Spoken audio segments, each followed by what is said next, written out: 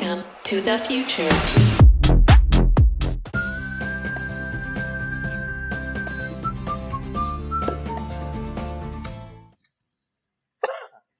अच्छा, अब लूप्स हमारे पास कितने टाइप्स के होते हैं?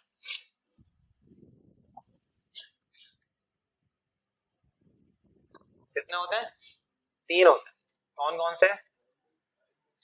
फॉर लूप होता है, एक होता है व्हाइल, एक होता है डू व्हाइल। ये 3 हमारे पास लूप्स होते हैं और एक होता है फॉर ईच। ठीक है, फॉर ईच इसके अंदर लूप होता है और फॉर ईच इसके अंदर बहुत ज्यादा यूज होता है। ये समझ लो कि ज्यादातर यूज होने वाले लूप जो है ना वो फॉर ईच है और फॉर है। ये हर प्रोग्रामिंग लैंग्वेज में इसी तरीके से यूज होते हैं। इन दोनों का ही ज्यादा इस्तेमाल हो रहा होता है क्योंकि नॉर्मली इन्हीं की नीड होती है। अच्छा, अब फॉर लूप क्या करता है?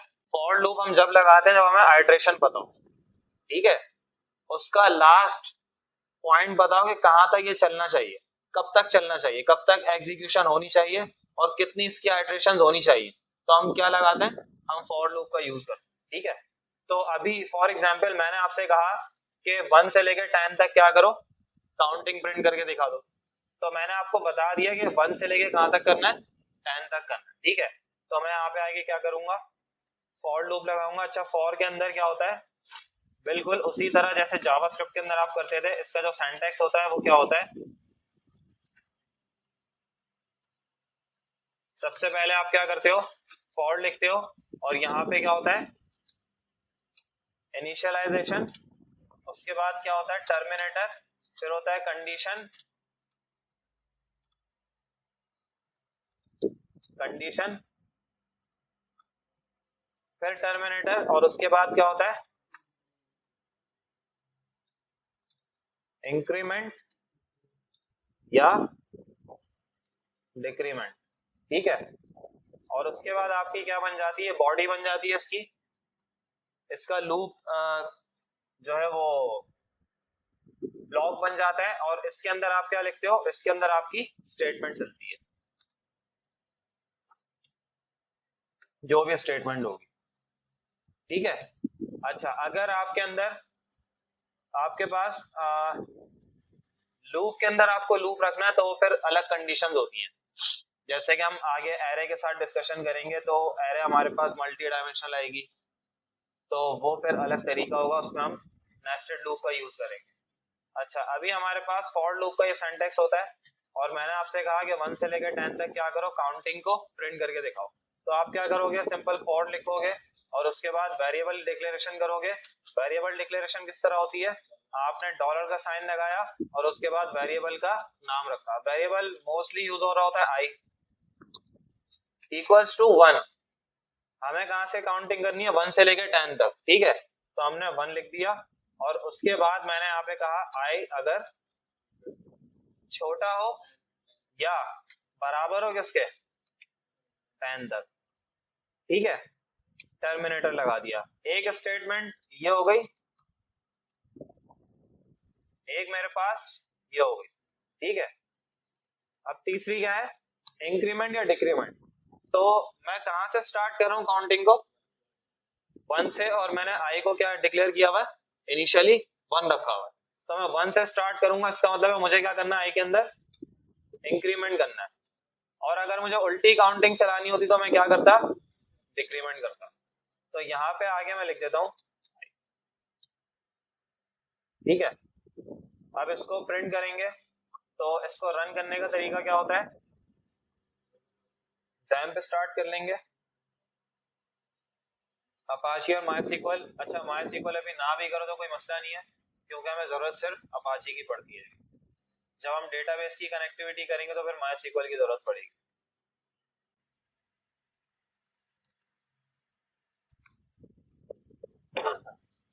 तो ये हमारे पास क्या आ गया? ये तो अलग अलग चीजें आ रही हैं, इन सबको ऊपर पहले कमेंट करते हैं।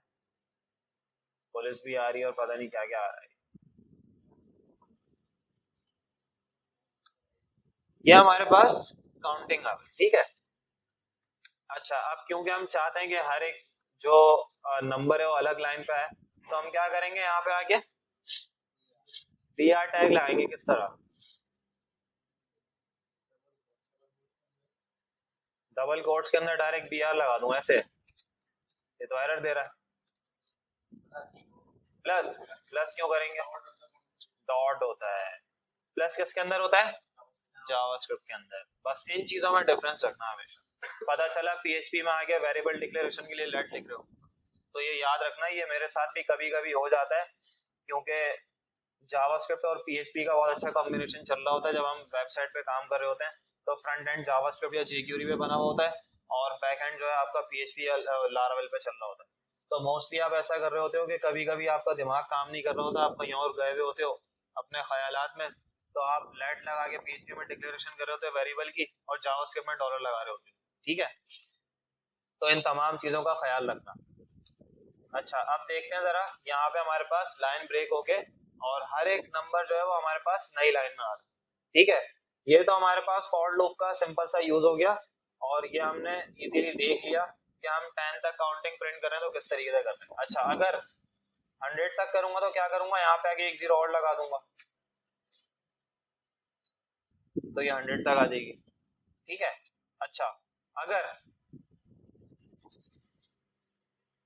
मैं इसमें ये चाहता हूं कि 100 से स्टार्ट हो और 0 तक जाए तो क्या करूंगा,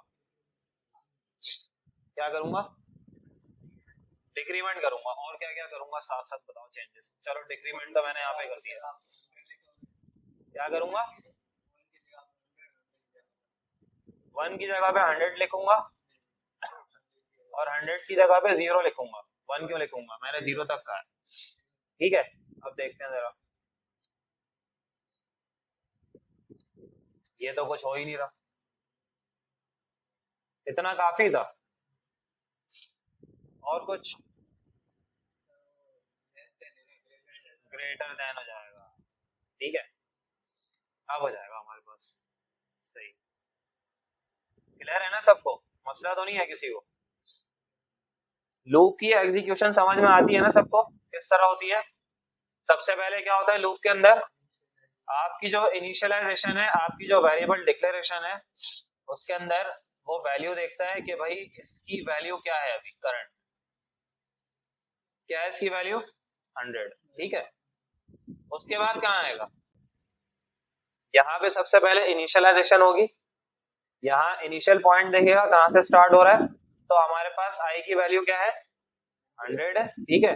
उसके बाद ये आएगा कंडीशन में, कंडीशन क्या है हमारे पास, कंडीशन में कह रहा है कि अगर आई की वैल्यू 0 से ज्यादा हो या फिर 0 के बराबर हो, ठीक है, तो क्या करो, यहाँ पे आके प्रिंट करो और उसके बाद क्या कर दो, उसमें एक माइनस कर दो, 1 माइनस कर दो उसमें से। तो अभी हमारे पास 100 है, 100 क्योंकि 0 से बड़ा है, ठीक है। तो यहाँ सिंपली क्या करेगा, एक मरतबा प्रिंट करेगा, लाइन भी ब्रेक हो जाएगी, डिक्रीमेंट होगा, अब क्या बन जाएगा 100, 99 बन जाएगा। फिर दोबारा कंडीशन को चेक करेगा, बिल्कुल 99 बड़ा है 0 से, ठीक है। दोबारा से प्रिंट करेगा, लाइन ब्रेक करेगा, डिक्रीमेंट हो जाएगा, फिर क्या हो जाएगा 98। फिर उसके बाद दोबारा कंडीशन टेस्ट होगी, जब तक होगी जब तक आपका ये नंबर 0 नहीं बन जाता, ठीक है। जब 0 बनेगा तो 0 भी 0 के इक्वल है, 0 भी प्रिंट हो जाएगा। फिर 0 के बाद जब उसमें डिक्रीमेंट होगा तो क्या बन जाएगा -1। अब -1 आपके पास 0 से बड़ा है नहीं, बराबर है नहीं, कंडीशन क्या हो गई, कंडीशन फॉल्स हो गई, लूप क्या हो जाएगा, एग्जिट हो जाएगा। समझ में आ गई बात। तो इस तरह से आपके पास लूप चल रहा है, बिल्कुल सिंपल।